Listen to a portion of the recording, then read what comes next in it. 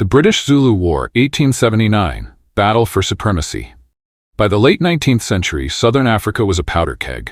Three powers jostled for dominance: the Boer republics, fiercely independent Dutch-speaking settlers; the British Empire, hungry for expansion and consolidation; the Zulu Kingdom, a formidable military state forged in blood and discipline. The decade was marked by tension, land disputes, and border skirmishes.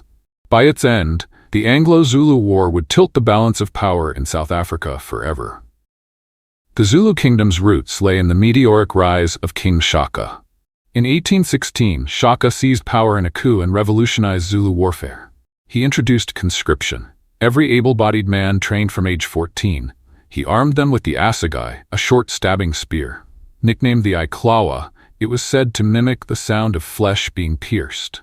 He paired the assegai with cowhide shields, creating a deadly combination. Shaka also devised the horns of the buffalo formation. Chest pinned the enemy in place. Horns encircled and flanked. Loins, reserves waiting to strike. This transformed ritual skirmishes into wars of annihilation. Shaka absorbed conquered tribes, swelling his army from 350 to 20,000 and expanding his kingdom to 30,000 square kilometers. Though assassinated in 1828, his empire endured, leaving the Zulu a regional superpower. In 1824, the British established a trading post that grew into Durban. As settlers poured in, tensions with the Zulus escalated. Then came the Boers. Dutch-speaking colonists, weary of British rule, trekked northeast in 1837 to found new states.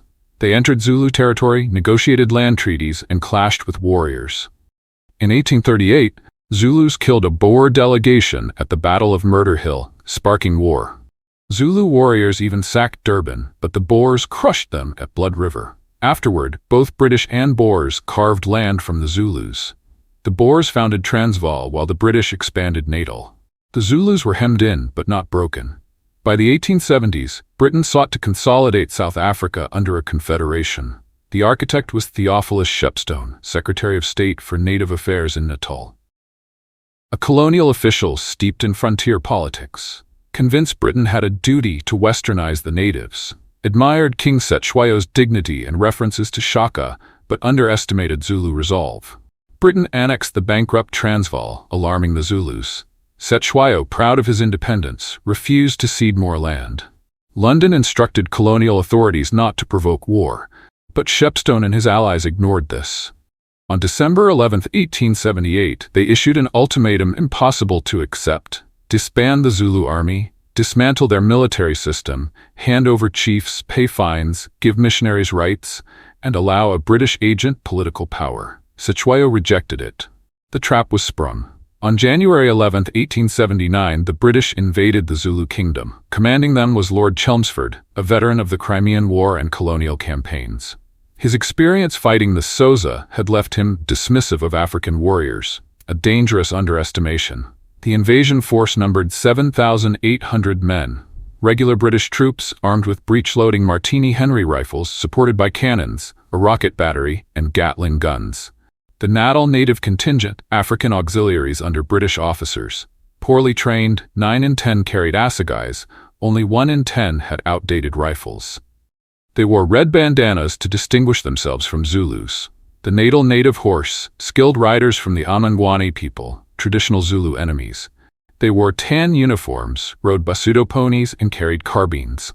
White settler soldiers, including the Natal Carbineers, about 300 riders under George Shepstone, son of Theophilus.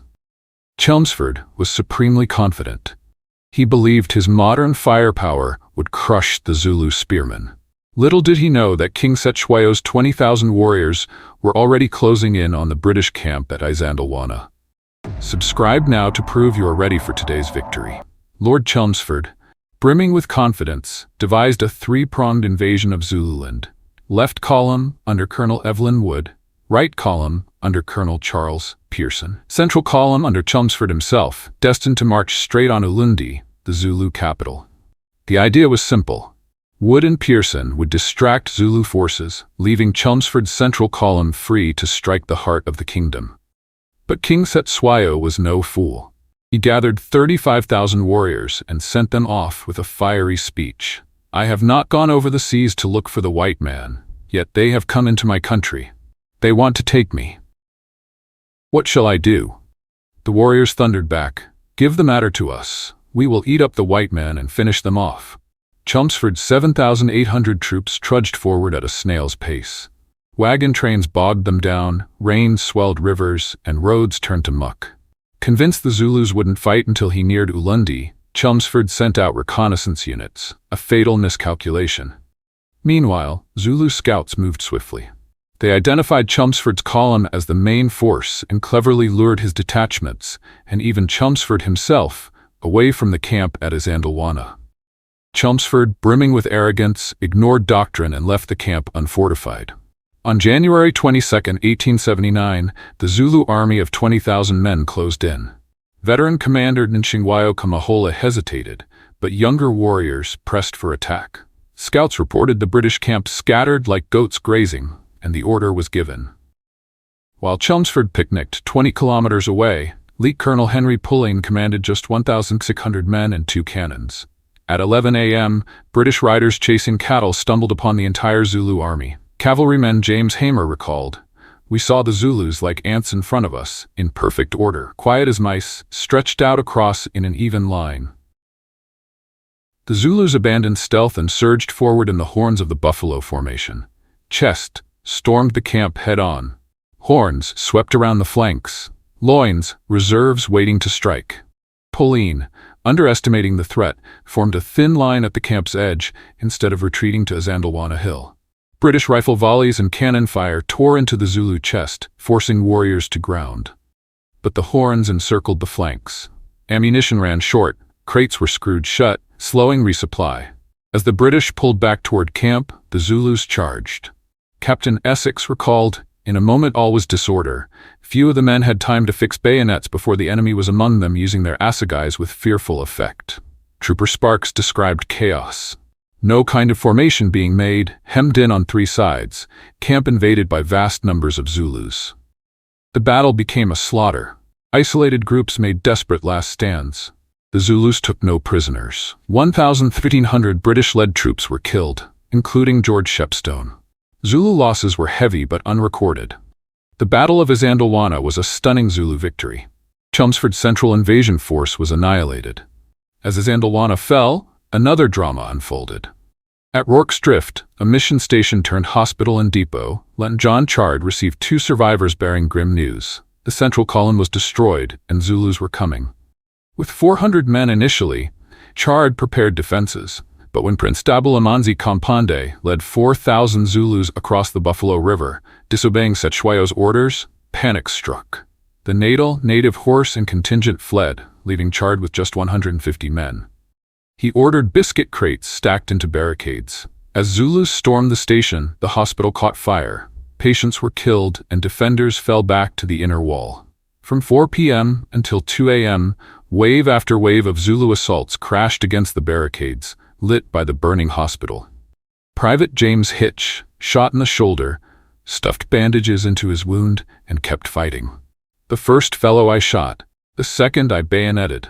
The third leapt over the barricade and made off." Zulu rifle fire harassed the defenders until dawn. After 12 hours of combat, the exhausted garrison still held. The Zulus left behind up to 850 dead and wounded, and in grim fashion, the British killed the wounded after the battle. The defenders themselves lost 14 dead, though most survivors were battered and bleeding.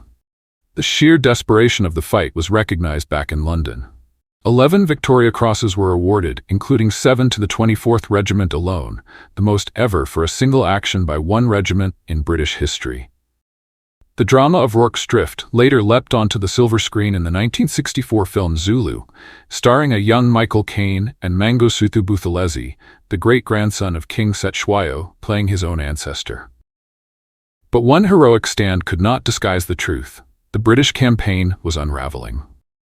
Chelmsford's main column had been annihilated at Isandlwana, and the other British forces were isolated. The Zulus wasted no time besieging Pearson's column at Esho. Chelmsford, desperate, ordered Colonel Evelyn Wood to create a diversion. On March 28, Wood's men attacked a Zulu hill fort at Hlobane. Trouble struck immediately. The Zulus fought fiercely from inside their stronghold. They used captured British rifles to pour fire into the attackers. A thunderstorm turned the assault into chaos. The attack was uncoordinated and disaster followed. 1/3 of the British force was killed, including nearly all the South African volunteers of the Border Horse. Wood retreated to Kambula. Victory at Hlobane emboldened Zulu commander Mnyamana Kankangalile. He ignored King Cetshwayo's orders not to attack fortified positions. Instead, he marched 20,000 warriors, many armed with captured rifles, against Wood's 2,000 men at Kambula. Wood had learned from past mistakes. His men formed a wagon laager, a fort of wagons, and cleared the ground around it to create a killing field. 6 7-pounder cannons stood ready. On March 29th, the Zulus attacked in the horns of the Buffalo Formation. British rifles and artillery cut down hundreds. Some Zulus reached the wagons but could not break through. They regrouped and attacked again and again, but each time losses mounted. After 4 hours, the exhausted Zulu army began to retreat. Wood unleashed 600 cavalry, turning the retreat into a rout. The Battle of Kambula was a decisive British victory. 28 dead and 54 wounded, but at least 2,000 Zulu casualties. One warrior later admitted, "Our hearts were broken at Kambula. I dared not go within a shot of the British after this time." In April, Chelmsford led a new column to relieve Pearson at Esho. At Jinjanlovu on April 3rd, the Zulus attacked, but Chelmsford had finally learned. The British fortified their position, supported by rocket batteries and Gatling guns. In just 20 minutes, 1,000 Zulus were killed or wounded. Cavalry chased down the rest. The tide of war had turned. On May 31st, a reinforced British army of 25,000 men invaded Zululand. Among them was Louis Napoleon Bonaparte, the Prince Imperial of France. Eager for glory, he rode on reckless reconnaissance missions. On June 1st, he was killed by a Zulu war party, ending the Bonaparte dynasty forever. On July 3rd, the British advanced near Ulundi, the Zulu capital. Chelmsford formed a massive square of infantry, artillery, and Gatling guns. The Zulus, knowing this was their final chance, charged in a black wave.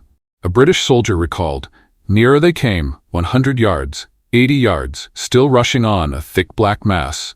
Everyone thought it would be hand-to-hand in another minute, when at 60 yards the mass faltered, wavered, and withered away." The Battle of Ulundi lasted just 30 minutes. British firepower shattered the Zulu army. Survivors fled, and the capital was burned.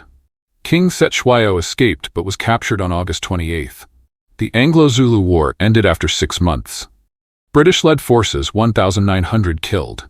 Zulus, probably 7,000 dead. No peace treaty was signed. The British divided the kingdom into 13 puppet chiefdoms, sparking civil wars. Cetshwayo was briefly reinstated in 1883 but died soon after. Zululand remained unstable until full annexation into Natal in 1897.